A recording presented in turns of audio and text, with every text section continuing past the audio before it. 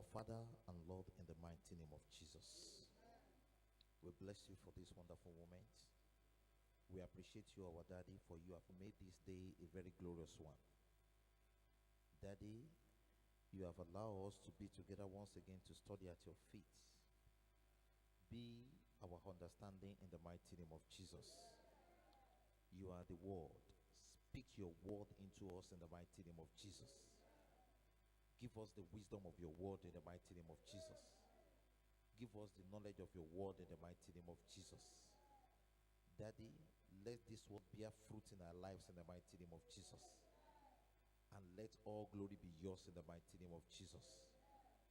All what you are going to teach us today, Daddy, in the mighty name of Jesus, don't let us fall apart from the grace in the mighty name of Jesus. In Jesus Christ's name we have prayed. Amen. Amen. Amen. In Jesus' name. Praise the Lord. Let's also open our Bible to the book of Genesis, chapter number 32, from verse 1 to verse 32. Please, a very fast reader. Use mic, man. And Jacob went on his way. Yes. And the angels of God met him. Yes. And when Jacob saw them, he said, "This is God host." And he called the name of that place Manam. And Jacob sent messengers before him to Esau his brother unto the land of Seir, the country of Edom. And he commanded them, saying, "Thus shall ye speak unto my lord Esau." The servant Jacob said thus, "I have sojourned with Laban, and stayed there until now. Yes. And Verse 5. I have oxen and axes, flocks and men servants, and women servants. I have sent to tell my Lord that I may find grace in their sight." Grace in his sight. Yes. 6. And the messengers returned to Jacob, saying, "We came to the brother Esau, and also he coming to meet thee, and 400 men with him." Then Jacob was greatly afraid and distressed, and he divided the people that was with him, and the flocks and the herds and camels into 2 bands, and said, "If Esau come to the one company and smite it, then the other company which is left shall escape." And Jacob said, "O God of my father Abraham, and God of my father Isaac, the Lord which said unto me, Return unto the country and to the kindred, I will deal well with thee. I am not worthy of the least of all the mercies and of all the truth which thou hast shown unto the servant. For with the staff I passed over this Jordan, and now I am become 2 bands. Deliver me, I pray thee, from the hand of my brother, from the hand of Esau, for I fear him, lest he will come and spit me, and the mother with the children. And thou said, I will surely do thee good, and make thy seed as the sand of the sea, which cannot be numbered for multitude. And he lodged there that same night, and took of that which came to his hand, and a present for Esau his brother, 200 she-goats, and 20 he-goats, 200 ewes, and 20 rams, 20 Mishal camels with their coats, 40 kine and 10 bulls, 20 she-asses and 10 foals. And he delivered them into the hand of his servant. Every drove by themselves, and said unto his servant, Pass over before me, and put a space between drove and drove. And he commanded the foremost, saying, When Esau my brother met thee, and asked thee, saying, Whose art thou, and whither goest thou, and whose are these before thee?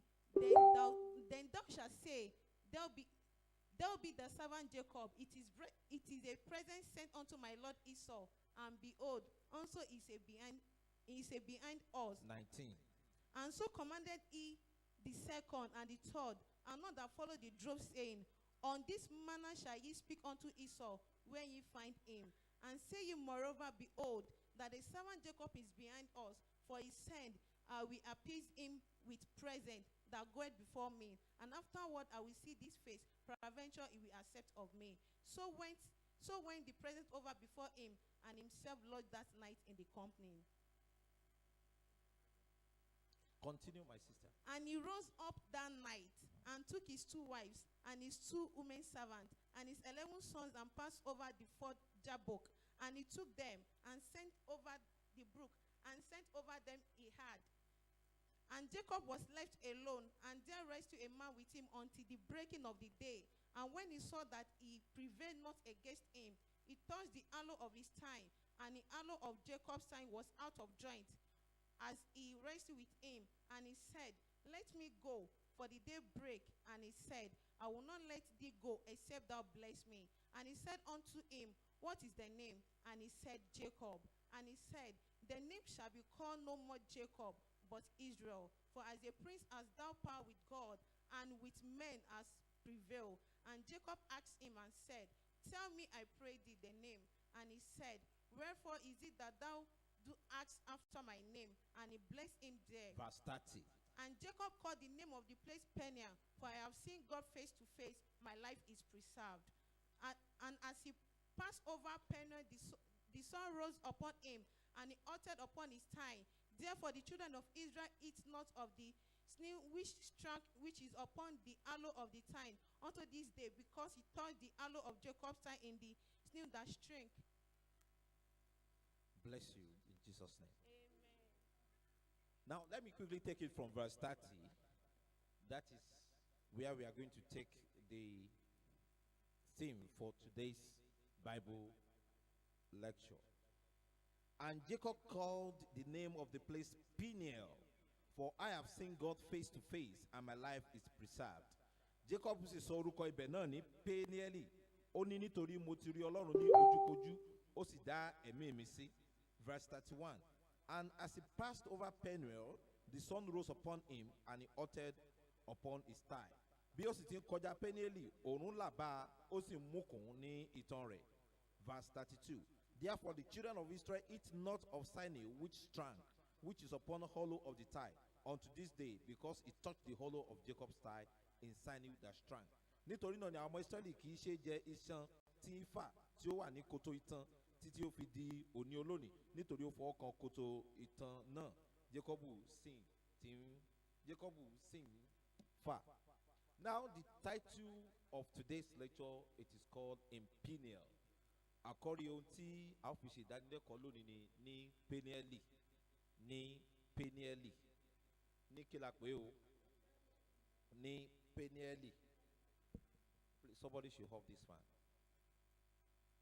Ní Penieli. Tí a bá ń sọ̀rọ̀ Penieli, you will discover one thing, that Jacob called that place Peniel because it's a place where he said he saw God face to face. A pe orúkọ bẹ̀ ní Penieli torí pé Jacob ní ibẹ̀ ló ń ti rí Ọlọ́run ní ojúkorojú, ó sì dá ẹ̀mí òun sí. So Peniel means face of God. Face of God. For you to know how powerful is the face of God, in Numbers chapter 6, verse 22 to 27, God spoke to Moses this way, and he said, Tell Aaron, this is how you will bless Israel. That is in Numbers 6, 22 to 27. The Lord bless you and keep you always. The Lord make his face shine upon you and be gracious unto you. The Lord turn his face towards you and give you peace. We are talking about the face of God. So what happened in that particular place Jacob called Peniel is when God showed and shined his face unto Jacob. Therefore, Jacob called that place Peniel. So Peniel is a place, and I also call it a period when God shows his face. Peniel ni jẹ́ ibi àti àkókò tí Ọlọ́run dìgbà fi ojú rẹ̀ hàn, tó ń dìgbà fi kọ ojú sí ènìyàn, tí Ọlọ́run ò wo bòmíì ní àkókò àti ibẹ̀ ju ojú ènìyàn lọ. Nǹkan tí ó ṣẹlẹ̀ sí Jákọ́bù nìyẹn tí ó fi pè bẹ̀ ní Penieli. So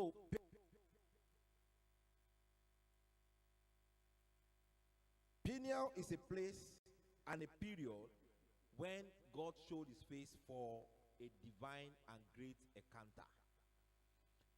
Àkókò tí Ọlọ́run fi ojú rẹ̀ hàn fún ìbápàdé tí ó lágbára tí ó sì tóbi. That day and that period, just like today. Ọjọ́ náà ní àkókò náà ó rí bí òní gẹ́lẹ́, bí ọjọ́ òní àti àkókò tí ó wáyé ní àkókò tí ọ̀rọ̀ tí Jákọ́bù fi sọbẹ̀ ní Penieli tí ó ṣẹlẹ̀. That place, God showed himself to Jacob for a great encounter, and he had a great encounter with God. He came to realization of God, that God is God and God is Almighty. So that day he had the conviction, he had the understanding, and he had the knowledge that God is God Almighty. Peniel is a place and a period when God showed his face to change destiny. Peniel jẹ́ àkókò àti ìgbà tí Ọlọ́run kọjú sí ni láti yí kádàrá padà, láti sọ ìpín di rere. You remember Abraham and Sarah had this experience where God changed their name. This period, God changed the name of Jacob to Israel. The same thing happened to Abraham. God changed his name to Abraham and Sarai to Sarah. Ọlọ́run yọjú sí wọn fún ìpín rere. So it's a period when God showed his face to change destiny. There will be a change in purpose and destiny. A change from something bad, from something ugly to something beautiful, to something great and royal. A change of condition and circumstances. Check Genesis 17:1 to 18. Don't read. That is when God changed the name of Abraham to Abraham, so that Abraham can receive the blessing. Also Psalm 80:14 to 19. Number 3, Peniel is a place and a period when God show his power and victory. Àkókò Penieli àti ibi tí a ń pè ní Penieli, ó jẹ́ àkókò tí Ọlọ́run fi agbára rẹ̀ hàn fún ìṣẹ́gun àti agbára tó dájú. The scripture says he prevailed with God and man. What a great victory for God to consider you a victor and not a victim. That day God considered Jacob, Israel, a victor and not a victim. Romans 8:37. Nítorí pé àwa jù aṣẹ́gun lọ nípasẹ̀ ẹni tí ó fẹ́ wa. Romans 8:37. 1 John 4:4. 1 John 5:4.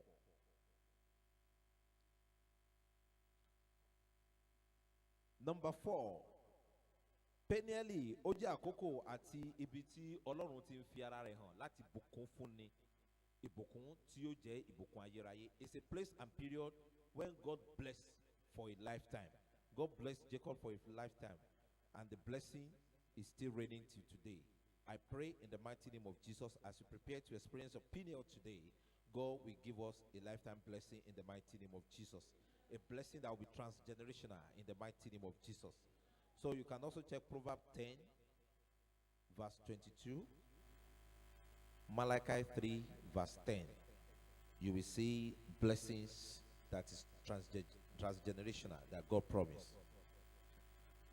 Peniel is a place and a period when fear disappeared and was replaced by faith and confidence in God. Peniel jẹ́ àkókò tí ẹ̀rù pòórá tí Ọlọ́run sì fi ìgbàgbọ́ àti ìgboyà rọ́pò ẹ̀rù náà.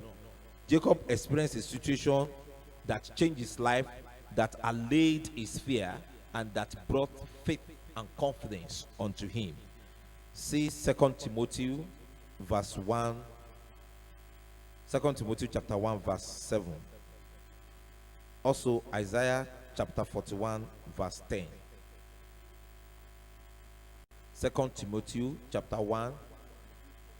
For God has not given us the spirit of fear, of power, and of love, and of a sound mind. and of a sound mind. That is what Jacob experienced that day. So Peniel is a period and a place where God will take away your fears and will replace that fear with faith and confidence in the Lord. Ó jẹ́ ibi tí Ọlọ́run yóò ti gba ẹ̀rù ọkàn rẹ kúrò, tí Ọlọ́run yóò sì fi ìgboyà àti ìgbàgbọ́ fún ọ. Ẹ rí i pé títí Jacob fi débẹ̀ yẹn ẹ̀rù ń bà á. Òjòrà mú.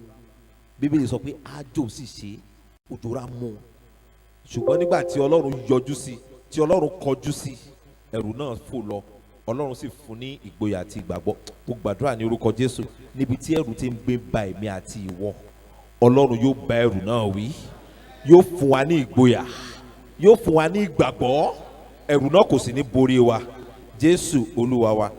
Peniel is a place where God show his face so that you can have a new season of peace. Peniel jẹ́ ibi tí Ọlọ́run ti ń kọjú sí ni kí ènìyàn lè ní ìfọkànbalẹ̀ titun. Jacob had the assurance of God's presence, peace, protection, and safety. You can read Psalm 91, verse 1 to 2, Isaiah 43, verse 1 to 4.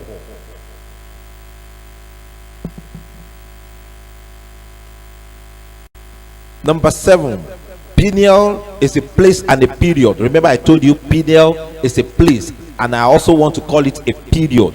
Ó jẹ́ ibi àti àkókò pàtàkì that God give testimony and new song. Ibi tí Ọlọ́run ti ń jẹ́ kéèyàn ní ìjẹ́rìísí rere àti orin tuntun. That day, Jacob had a testimony and a new song. From that day onward, ayé Jacob ó padà kúrò ní bó ṣe rí tẹ́lẹ̀, ó di rere. Orin tuntun sì bọ́ sí ní ẹnu. For further reading, read Psalm 16, verse 11. Psalm 40, verse 1 to 3.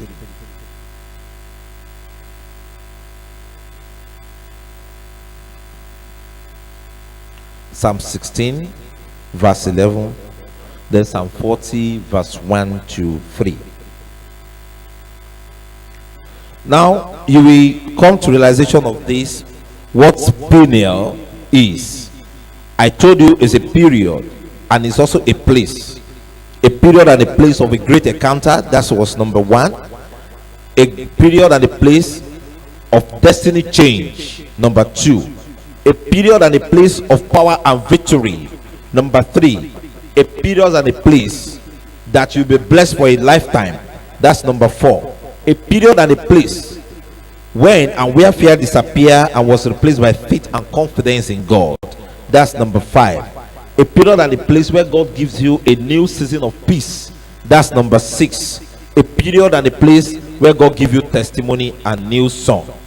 That's number 7. I pray in the mighty name of Jesus that as we have accepted that the Peniel is a place and God will make today that period and that day for us in the mighty name of Jesus.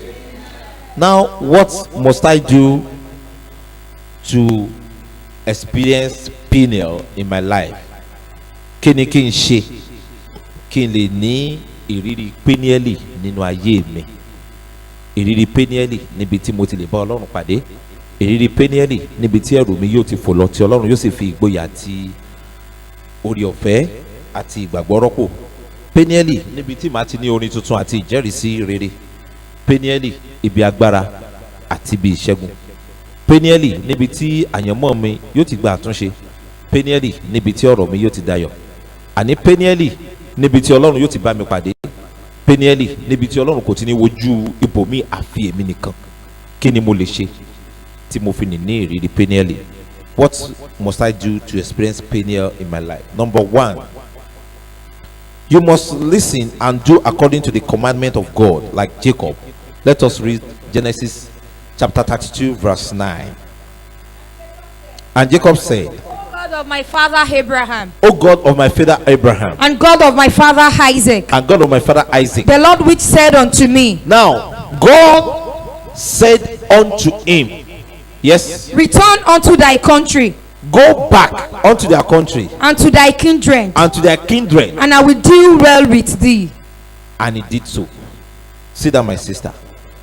You must listen and do according to the commandment of God. Ọlọ́run kò sì mú ṣẹrẹṣẹ. Ọlọ́run fún Jacob wípé padà lọ sọ́dọ̀ ará rẹ̀ àti àwọn èèyàn rẹ̀, ibi tó sá fún yẹn padà lọ síbẹ̀. Ibẹ̀ ni màá sì ti dá ọ lọ́lá. Ibẹ̀ ni màá sì ti ṣe ọ lógo. Wò, Bíbélì sọ pé tó bẹ̀ tí a kọ sílẹ̀ tí ẹnikẹ́ni kò kọjá ní ara rẹ̀ mọ́. Ó ní èmi yóò sọ ọ́ di ògo ayérayé. Ọlọ́run yóò ṣe bẹ́ẹ̀ fún wa. Nǹkan tí Ọlọ́run ṣe fún Jacob ní Peniel ni yóò ṣe jù bẹ́ẹ̀ lọ fún wa ní orúkọ Jésù. Number 2, you must repent of your sin and ask for forgiveness, like Jacob in verse 5. O gbọ́dọ̀ tọrọ fún ìdáríjì kó o sì kọ ẹ̀ṣẹ̀ rẹ sílẹ̀, bí Jacob ṣe ṣe ní ẹsẹ̀ ìkarùn-ún. Somebody should read verse 5:32-5. Yes. And oxes, Yes. and flocks, Yes. and servants, Yes. and women servants. Yes. And I have sent to tell my Lord, Yes. that I may find grace in thy sight. bí kémi kí ó lè rí orí ọ̀fẹ́ ní ojú rẹ̀ ó fẹ́ tọrọ dáríjì ní ọwọ́ arákùnrin rẹ̀ ó ní láti tọrọ dáríjì ní ọwọ́ Ọlọ́run kó sì kọ ẹ̀ṣẹ̀ rẹ̀ sílẹ̀. Number 3, you must be man of prayer. That verse 9 ẹni pé Jacob sọ pé Ọlọ́run bàbá mi Abrahamu Isaac ó gbàdúrà sí Ọlọ́run ó gbọ́dọ̀ jẹ́ ẹ̀dá tó ń gbàdúrà kí pẹ́ẹ́nì tó lè ṣẹlẹ̀ ní inú ayé rẹ̀.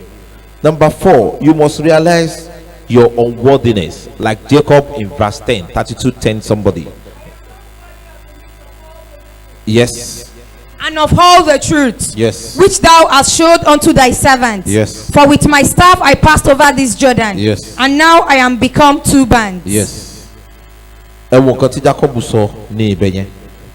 Ó ní èmi kò yẹ sí kíkiní nínú gbogbo àánú àti nínú gbogbo òtítọ́ tí wọ́n ti fi hàn fún ọmọ ọ̀dọ̀ rẹ̀ nítorí pé kìkì ọ̀pá mi ni mo fi kọjá Jọ́dánì nísinsìnyí èmi sì di ẹgbẹ́ méjì. Jacob rí ara rẹ̀ gẹ́gẹ́ bí aláìyẹ ó lèmi kò yẹ fún àánú tí mo ti rí gbà èmi àtọ̀pá mi nìkan ni mo kọjá Jọ́dánì ṣùgbọ́n nísinsìnyí mo ti di ẹgbẹ́ ọ̀nà méjì. O gbọ́dọ̀ ríra rẹ gẹ́gẹ́ bí aláìyẹ. Bíbélì ní má ṣe jẹ́ ọlọ́gbọ́n ní ojú ara rẹ. Don't be too wise. Don't see yourself as too intelligent. Don't see yourself as if you have made all what God has given you by your experience, by your intelligence, by your hard work. Ascribe all glory to God. Fi gbogbo ògo fún Ọlọ́run. Rí ara rẹ gẹ́gẹ́ bí aláìyẹ. It is then you can experience opinion. And I pray in the mighty name of Jesus today we shall experience our opinion in the mighty name of Jesus. You must expose yourself to God. Don't assume He knows. Yes, He knows, but He wants you to confess with your mouth. In verse 11, Jacob told God his fear. Genesis 32 verse 11. Deliver me, I pray thee, From the hand of my brother. from the hand of From my the brother, hand of Esau. from the hand of For I Esau. fear him, For I fear him. lest he will come and smite me, Kí ó má bàa wá kọlù mí. and the mother with the children. Ti ìyá àti ọmọ. Èmi bí ọ gbà mí lọ́wọ́ arákùnrin mi lọ́wọ́ Ísọ̀ nítorí mo bẹ̀rù rẹ̀ kí ó má bàa wá kọlù mí. Ti ìyá ti ọmọ. Ó sọ ọ̀rọ̀ rẹ̀ fún Ọlọ́run. Ó fi ẹ̀rù rẹ̀ hàn Ọlọ́run. Ó túra rẹ̀ sí òhò níwájú Ọlọ́run. Kò daṣọ bora rẹ̀ níwájú Ọlọ́run. Kò sẹ́ Ọlọ́run náà mọ̀. Kò sọ pé Ọlọ́run náà mọ̀. Ó fẹnu rẹ̀ sọ Ọlọ́run tó ń ṣe mí nẹ̀. Ohun tó ń ṣe mí nì ibi tẹ́rù mi wà ní. Ibi tí ìyà ti ń jẹ mí ní ibi tí ọkàn mi kò ti balẹ̀ ni. Má sọ pé Ọlọ́run náà mọ̀. Má sọ pé Ọlọ́run náà rí. Má sọ pé Ọlọ́run ìwọ náà kú rí. Fi ẹnu ara rẹ̀ sọ. And Ọlọ́run yóò sì bá ẹ̀rù náà wí ní orúkọ Jésù. Number 6, seek reunion with God. Seek reunion with God. Check yourself if you are departed from God and go back to Him. Jacob in verse 20. Jacob mọ̀ wípé wàhálà ti dé láàrin wọn àtàràkùnrin Ísọ̀. Ó sì fẹ́ kí àjọṣepọ̀ tó gún mọ́ kó wà ní àárín àwọn padà. Ìwọ náà padà tọ̀ Ọlọ́run lọ tó bá ti kọ̀ Ọlọ́run sílẹ̀ tó o sì wòra rẹ dáadáa tó rí pé o ti ṣe àwọn ìfẹ́kùfẹ́ ara kan tí kò bá Ọlọ́run mu. Ìwọ náà bọ́ Ọlọ́run làjà lónìí gẹ́gẹ́ bí Jacob ṣe bá arákùnrin rẹ̀ làjà ní verse 20. Let's go ahead. Number 7, have a personal time with God. Always have time to be alone with God. Your personal prayer time, time of meditation. Ní àkókò kan tí o máa wà pẹ̀lú Ọlọ́run ìwọ kan Ọlọ́run kan láìsí ènìyàn níbẹ̀. Tí a bá wo verse 24, you will discover one thing that Jacob sent everybody away until he was alone. Jacob ní kí gbogbo àwọn ènìyàn kó kúrò lọ́dọ̀ títí tó fi kú òun nìkan. It was when he was alone that he had that personal encounter with God. Be alone with God. Wà ìwà àtọ́lọ́run nìkan ní àkókò kan sọ́tọ̀ tó fi máa pàdé Ọlọ́run rẹ̀ ní ìwọ kan Ọlọ́run kan. Ó máa jẹ́ àkókò ìrẹ̀sílẹ̀, àkókò tó lè tú ọ̀rọ̀ níwájú Ọlọ́run, ọ̀rọ̀ tó lè sọ ní àdúrà gbangba, ohun tí ó lè sọ tí wọ́n bá ní kán gbàdúrà kẹ́lómi ọba àgbọ̀ ní àkókò ìwọ kan Ọlọ́run kan. Ọlọ́run yóò sì gbọ́ ní orúkọ Jésù. Don't forsake anything for God. Don't forsake anything. Don't forsake anything. Sorry. Forsake nothing but God. Rí pé ohun gbogbo ló kọ̀ sílẹ̀ ṣùgbọ́n ó kọ̀ Ọlọ́run sílẹ̀. Ẹlòmíràn a kọ̀ Ọlọ́run sílẹ̀ a lọ mú nǹkan mi. But forsake all things because of God. Don't forsake God because of anything. Ẹ rí pé ohun gbogbo ni ẹ kọ̀ sílẹ̀ nítorí Ọlọ́run ṣùgbọ́n má kọ̀ Ọlọ́run sílẹ̀ nítorí ohunkóhun. Now you see this that Jacob head on till he received his answer. Ó rí pé Jacob ò fi ẹni tó ń bá jìjàkadì sílẹ̀ títí tó fi rí ìdáhùn béèrè rẹ̀ gbà, títí tó fi rí ìdánilójú gbà, títí tó fi rí ìṣẹ́gun gbà. Má fi Ọlọ́run sílẹ̀ fún ohunkóhun, gba Ọlọ́run mú títí. Jacob ò di nǹkan míì mú ní àkókò náà, kò ronú nǹkan míì, ṣùgbọ́n ó di Ọlọ́run mú, di Ọlọ́run mú ṣinṣin. One thing is very sure when you hold on to God is that he's going to answer you. So have that confidence in God. Hold on to him. Don't leave God for anything. Don't leave God because some other God are somewhere. Don't leave God because you want to satisfy your fleshly desire. No. Má kọ̀ Ọlọ́run sílẹ̀ nítorí pé o fẹ́ tẹ̀lé afẹ́ ayé. Má kọ̀ Ọlọ́run sílẹ̀ nítorí pé o rí pé ọkàn rẹ ti ń ṣòjòjò. Ohun tó dájú ni pé Ọlọ́run yóò dáhùn. And I pray in the mighty name of Jesus, he will answer us in Jesus' name. Matthew 6:33, Luke 18:1. Number 8. Now, Jacob suffered deformity because he needed breakthrough. Jacob di amúkùn nítorí pé ó fẹ́ lu àlùyọ, ó sì fẹ́ la àlàjá. You must be ready to suffer some physical discomfort and assault because you want to experience Peniel.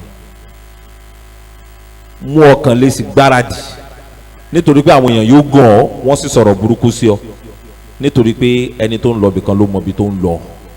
Tó o bá fẹ́ ní ìrírí Peniel, gbáradì púpọ̀. Wàá rí pé kí Jacob lè ní ìrírí Peniel yẹn, àtọwọ́ bọ ọpọlọ itan rẹ̀, ó sì bẹ̀rẹ̀ sí í múkùn. Àwọn èèyàn ó tọwọ́ bọ̀ ọ́ nítan, wọ́n á tọwọ́ bọ̀ ọ́ lẹ́nu. Àwọn èèyàn á pè é láláṣejù, wọ́n á sì gàn ọ́.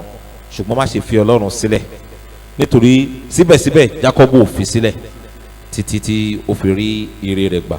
Mo gbàdúrà ní orúkọ Jésù, Ọlọ́run yóò fi ire wa lé wa lọ́wọ́ ní orúkọ Jésù.